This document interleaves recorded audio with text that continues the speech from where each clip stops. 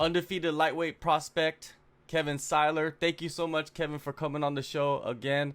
How's life right now in Southern Florida? Last time I had a good time, and I'm glad to be back talking to you. You mean the weather in Florida? Yeah, just overall, how's life right now for you? Oh, yeah. It's good, man. It's good. I'm getting close to the fight. It's hard work. Um, and I'm under stress right now, but I'm enjoying the process, and this is my life. This is what I enjoy, what makes me feel alive. So I'm grateful, man. All right, before we jump into the last year of fighting, I wanted to talk about your appearance on Factory X Bolivia. How did you end up on the show, and what exactly was going on? Because I'm not really too fluent at Spanish.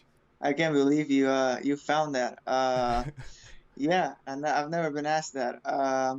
So my brother he's an artist, he's a singer songwriter and an artist as well. And he was back then a judge in the X Factor, and they do side notes, side stuff, and one of the notes they did is was my upcoming fight in the contender, and then they did another one after I was victorious, and yeah, I came out there and they interviewed me, and then my girlfriend was in the crowd, and they like doing controversy and that, and there were other girls like cheering and all that, and they were like kind of messing with her, and then she did like a dance standoff or something. It was weird. Like they completely took the spotlight away from what I was doing, which was weird.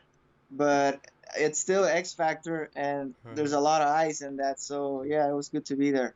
I think it's because your girlfriend is so beautiful, you know what I mean? That they wanted to kind of focus on her a little bit more. Because I was confused. I was like, who's this girl in the crowd? And then you ended up kissing her. And I'm like, what's going on here? Like, I Yeah, thought she was like a yeah. singer or like She's somebody. also she's also in the media. Like she's a part of another program. She's like a host for another program, and so it's all kind of the same circle, and so they wanted to make her a part of it. All right, all right. Well, that's good to know, man. Well, at least you're in the good circles over there in Bolivia, you know what I mean? So once you get into the UFC, you get on all the shows out there. Yeah, yeah, exactly. All right. Well, 1 year ago, you competed at Dana White's Contender Series. You completely dominated Lance Lawrence, but of course, you missed weight. That's something that it was publicized. Was making weight harder and harder for you each fight leading up to the Contender Series, or did something just happen up, leading up to the fight? So I hadn't made 145 in a while when I fought in the Contender Series. I tried to make 145 in 2017. It's recording, right? Hmm. And I missed weight for that one. And after that, I took a bunch of fights at 150, and I made 150 easy. And then when contender called, I said this is the time to finally get this right, 145.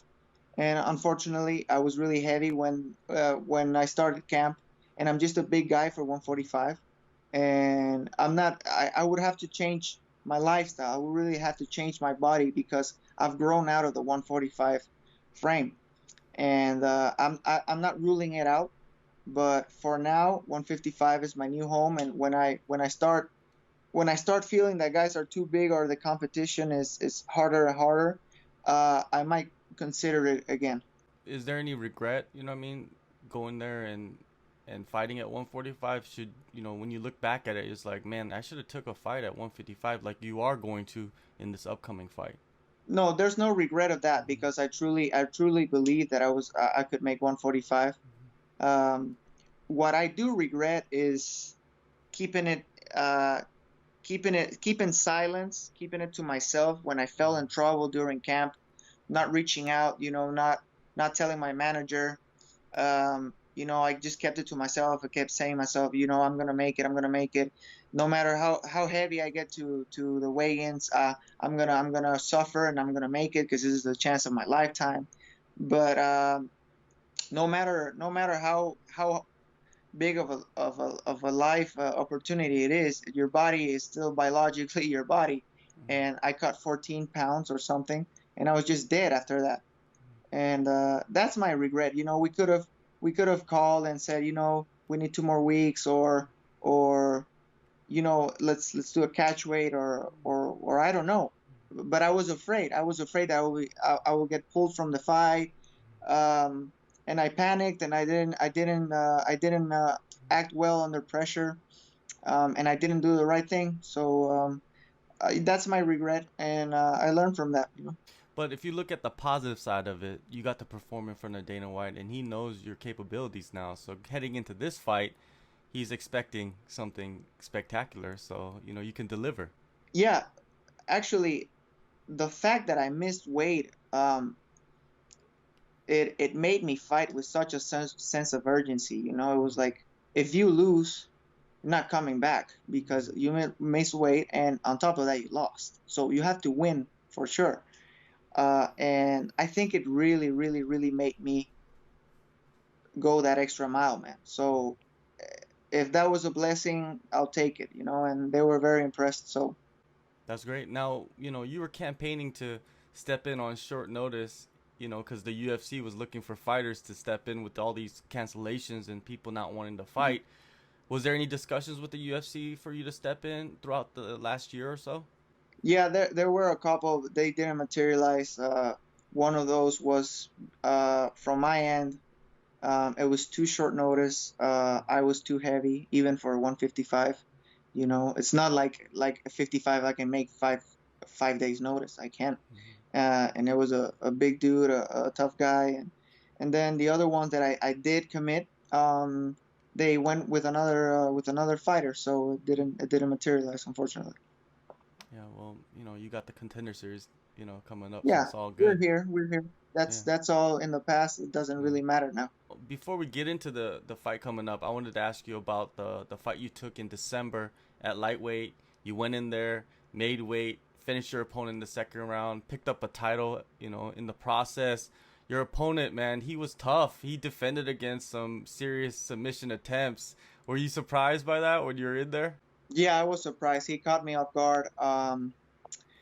I went with the mindset of not losing, because I didn't want to risk my contender series spot and everything, but I had to stay active. And I saw the videos of this guy, and he was very explosive, but I really expected to finish him quick, because his jiu-jitsu wasn't very good. And I made the mistake of going in there and trying to finish the fight just too quick. I usually take down the guy and control and then take my time. And this one, I didn't really want to make too much effort. I wanted to get in and get out. And this guy was not gonna go easy. And so he caught me off guard a few times. He and those guys from South America, their jiu-jitsu is unorthodox. It's funky sometimes. So they explode in ways that like you're not accustomed to reacting. And he put me in some tough spots. He tagged me a few times, and yeah, I was surprised with his toughness. And he missed weight as well. So I was in the end. I was in the other end this time around. Now, for this fight upcoming, there's a pandemic going on. Florida has been hit hard by the coronavirus. What is your training situation like right now? Uh, for me, it's been normal, man. Like when the pandemic first hit, it was hard to train.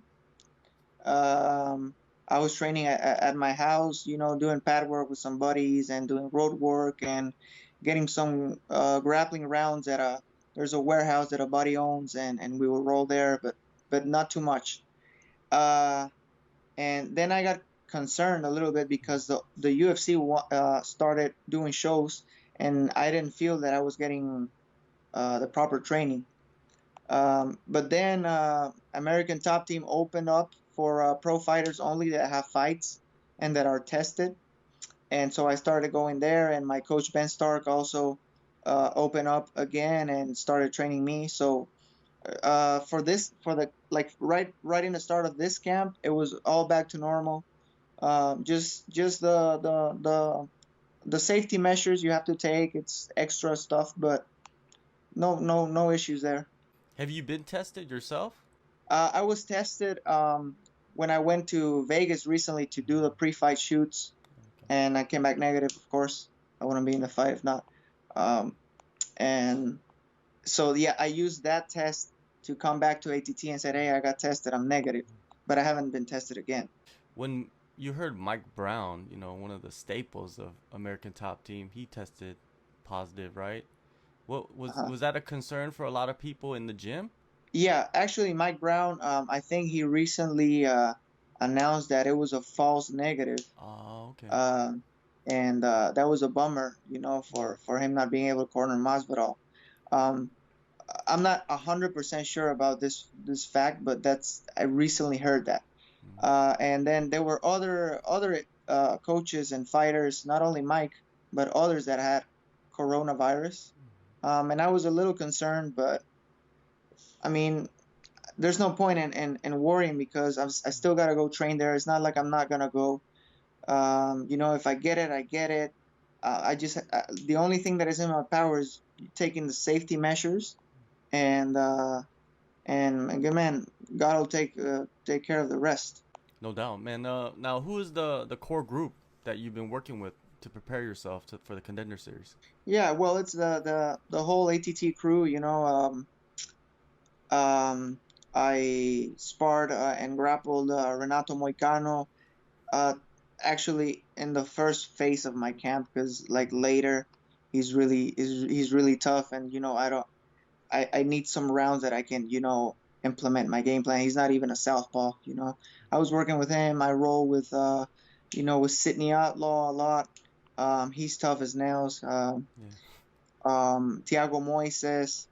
Um, there's a bunch of Russian guys that I can't even know their names, and they're like 19-1, 20-0. I've gone with them, and a few other up and comers that helped me in one-on-one sessions as well. That's great to hear, man, because there's a lot of guys out there that are training with like two or three training partners. That's it. But you seem to have a lot of different looks, so that's great to hear. Now, your upcoming Yeah, opponent, Kenny Cross, he seems like he has some hype behind him. What are your thoughts on him? yeah. He's a tough opponent. He has I don't know about the hype. I don't know if he has much hype, but yeah, when I saw his fights, I saw that the crowd really gets behind him, and he's very confident. He's a showman, and he's a finisher, and he fights very tooth and nails. 10-3, he has experience. 13 fights is no joke. It's a different challenge that what I faced. This is the first southpaw I face in a pro fight, and yeah, he's a good opponent, but he's got that if factor, that he doesn't train in a high level, well, not a high level, but like world class level place. There's killers everywhere. I know, I'm aware of that, but he's got that if that asterisk there that I'm gonna try to take advantage of. Studying him, where do you think or where do you feel your strengths lie? I know everybody says this in cliche, but I really feel that I have advantage everywhere in the fight. We'll see All that right. though. All right. Now, his only losses, he has three losses. They're all by submission. Most of your wins are by submission. Do you see yourself taking him to the ground and just tapping him out? Is that the game plan? I don't want to get too focused on what Yeah, exactly the game plan is, but it looks clear. it's a possibility, man. Mm, Hey, I'm not going into a battle of of many guns with a knife and a pistol. I'm gonna throw everything at him, man. I'm a very well-rounded guy, and we'll see where the fight takes us. He's got a loss last year, like really, really suspect loss, man, against a guy that's not very, not very impressive. So I don't know what that tells me. I'm truly not. I'm trying not to bank on that. Because uh, I know this is the opportunity of his lifetime, and I'm expecting a better version, a better Kenneth Cross. But I'm a beast, man. He's gonna find out the hard way. You said earlier that in your first fight on the Contender Series, you had a lot of urgency to perform well, and you went to the decision. It was a dominant performance, but in this upcoming fight, do you feel like there's more urgency for you to not go to the decision and actually finish this fight to earn that contract? Not really, because I don't want to make the mistake to pursue the finish too much like last time, because I still dominated the fight, but I ended up in a couple of tough spots and getting very, very, very tired because I try to finish the guy so much. So this time I'll make the adjustment, and I'm just gonna be myself like last time. I don't need to pursue anything or force anything. I think, especially with how the last fight was, it was. I think, in my humble opinion, I think it is the best Contender Series fight we've seen. That one and the one between Mike Davis and Yusuf, or I don't remember his name too much, but um, so, man, like, I don't really need to super impress. I think I have to perform and I have to make weight. All right. One last thing before I let you go. There's many different types of competitors in this sport. Would you consider yourself more of a martial artist or a prize fighter? Mm, it's a tough question. I think I think in this particular moment of my life, I'm more of a fighter. I'm more of a fighter because martial artists martial artists are not very concern about politics of the sport and or winning or losing or working up the ranks. The martial arts way is the actual art, the journey, the process. So yeah, I am a martial artist. I will be for life, but in this moment of my life, I am a prize fighter. And then when I retire, I will be a lifelong martial arts. Mixed martial artist. August 4th Contender Series, Kenny Cross, UFC Apex. Kevin, always good talking to you, man, and hopefully you go out there and perform, get that contract, and we get you back on the show, and you'll be making a UFC debut. Thank you so much. Thank you, man. I appreciate it.